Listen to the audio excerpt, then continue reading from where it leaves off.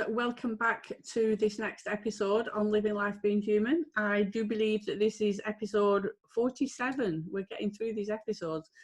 I'm just going to recap over the last episode because it will have been a week for you since you heard the last one, if you're listening to all of them. If you missed the previous one, which is episode 46, I would recommend that you go back and listen to it, because the next 4 videos or the next 4 podcasts are all going to be based on the same thing. So if you join in on episode 47 and 49, you're going to miss bits. So you might want to go back and listen to them from the start. If you don't, that's absolutely fine too. I'm sure that you will get something from this either way. So I'm discussing Pam Levin's Ages and Stages, which is a modality in transactional analysis. It's just one theory in amongst that, but it's something that I like. It's a kind of structure that I follow a lot when I'm working with parents and children, and it normalizes certain behavior. As a parent, we worry. We worry about a lot of things. Are they doing it right? Are they doing it wrong? When should they do this? Is it a big thing? Should I worry? The psychological stages are different to the milestones. I think we all kind of learn about the milestones as we're parenting our children. We as human beings are quite good at contrasting and comparing everything to everybody else. It's not always a positive thing, but if you're a mum or a dad or a caregiver at a play group or something, you can't help but notice, one of the first questions we often ask as parents is, oh, how old are they? And then you might think, oh, mine's the same age as that. They're not doing that.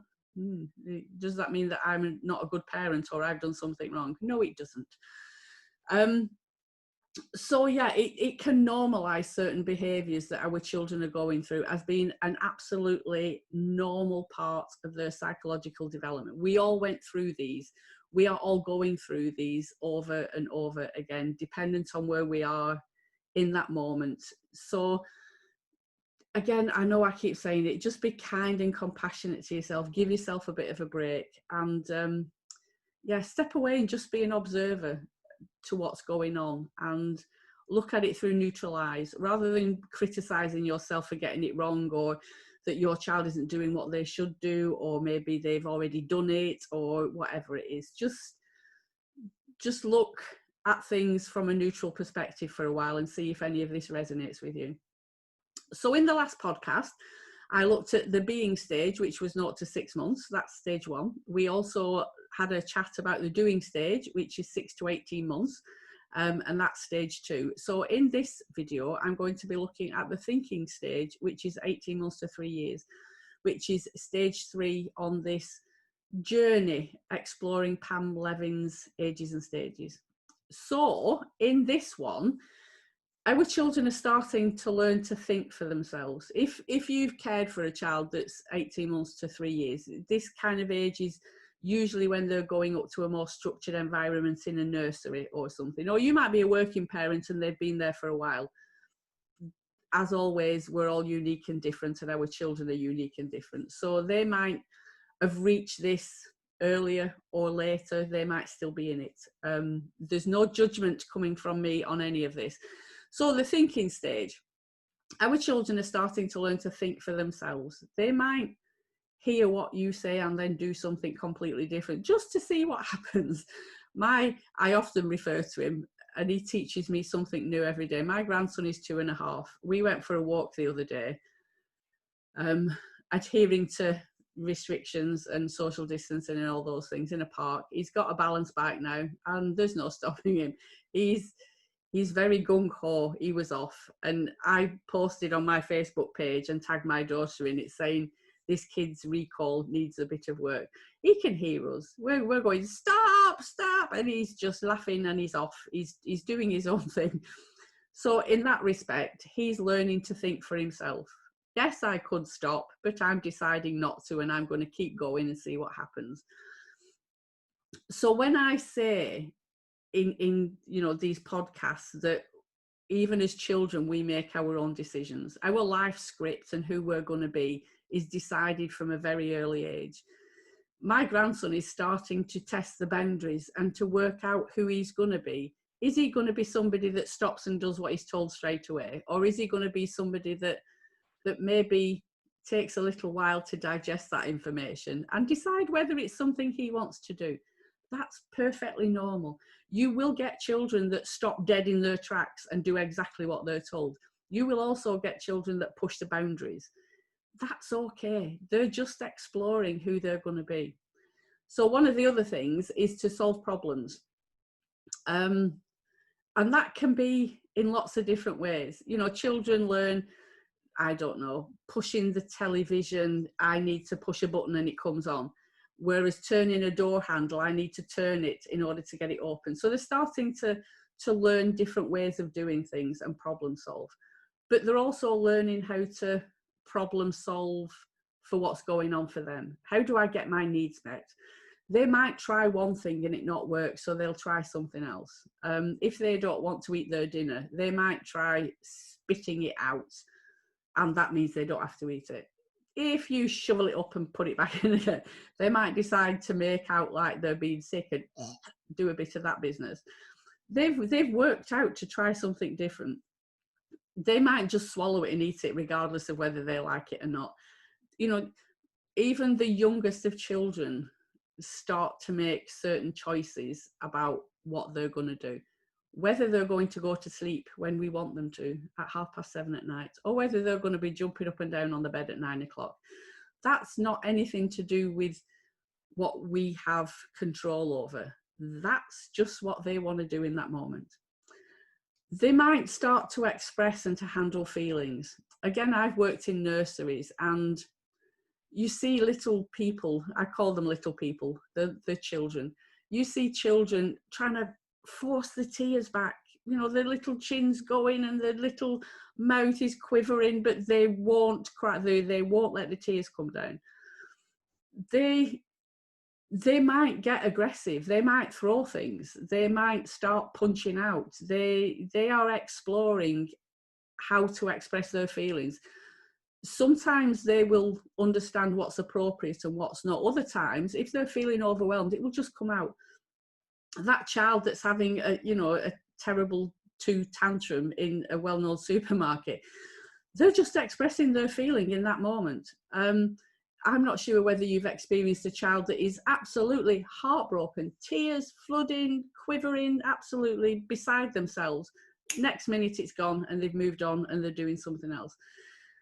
They don't have a fear of showing what's on the inside and allowing it to come out.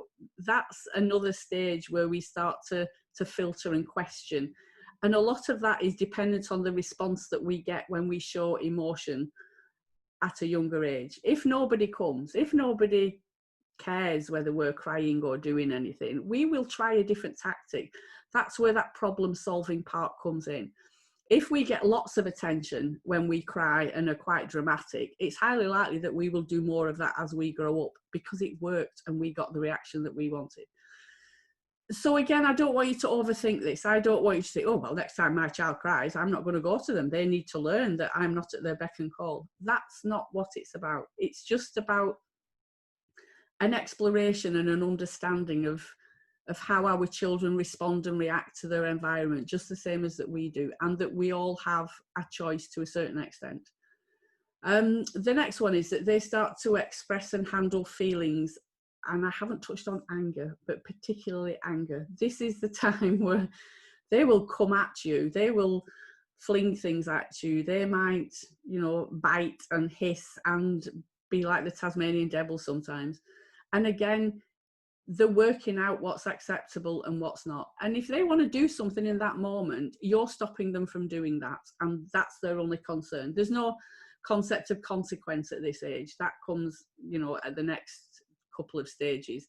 So they're just doing whatever it is that they want to do in that moment. Children, between 18 months and 3 years are very much in the here and now. They're not worried about what happened 5 minutes ago, and they're not concerned about the future. They're just, this is what I want, this is how I feel, and I need you to know that this is what's going on for me.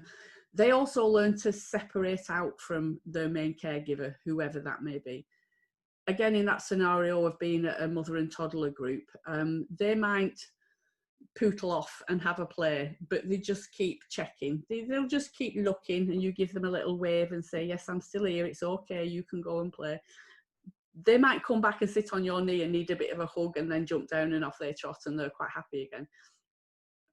So that's the 18 months to 3-year-old stage, where we are starting to be more individual and state our needs. We can recycle this stage if we're breaking out of our dependent relationship. We might go through this stage when we are, how old are you when you go to university now? 18? I'm not sure. When we go off, when we're spreading our wings and going to university, it's that separation again. We might recycle certain parts of this.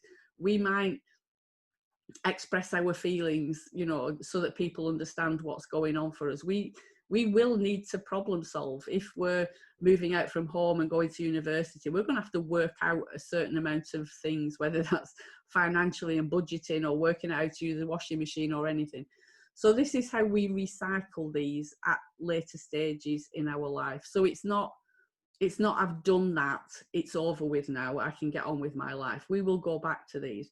When you're learning a new ability, when you're learning something new, it might be that you're retraining.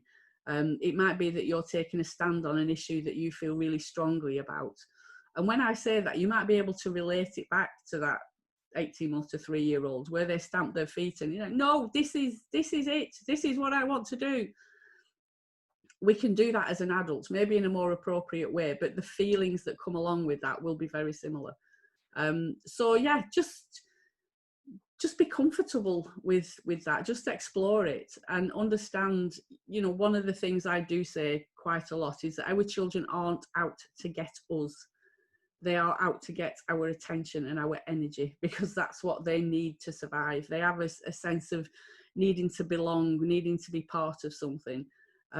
So as I always say, it's important that you take care of yourself while you're even listening to these podcasts. If there's something popping up for you, if you can, you know, remember something, or if you can connect with something that I'm saying and you remember your child being at that age, there might be some guilt, which, you know, just understand that you might have, I don't know, separated from a partner while your child was going through this stage and feel like, oh, I've broken them and I've damaged them, and, you know, that's not good. That isn't my intention. My intention is to let you know that we recycle these, that we can fill in the gaps. As a foster carer, this gave me hope. The whole of this ages and stages gave me hope that even if I got a child at 8, 9, 10, even a teenager, that I could possibly help support them to recycle this in a more appropriate way, that I could fill in some of the gaps maybe for them around safety and security that they didn't get, you know, previously in their life. So this is not about criticism and judgment. This is not about what you should do and what you shouldn't do. It's about exploring maybe a bit about your own background as much as, you know, any of the children that you've got in your care. So as always, do it through neutral eyes, do it through, you know, just an exploration without judgment or shame or guilt or any of those feelings that as parents and caregivers we can often throw into the mix. So I'm going to leave that one, and in the next episode, which is going to be episode 48, I will go on to talk a little bit about the identity stage, which is 3 to 6. And you might have noticed that each time we go up, we're doubling the ages. So the first one was 0 to 6 months, then it was 6 to 18 months, then 18 months to 3 years, and now it's 3 years to 6 years. So 3 years in a child's life is quite a big phase. So we will be covering some juicy stuff in that one maybe. So I shall speak to you in the next podcast episode on Living Life Being Human.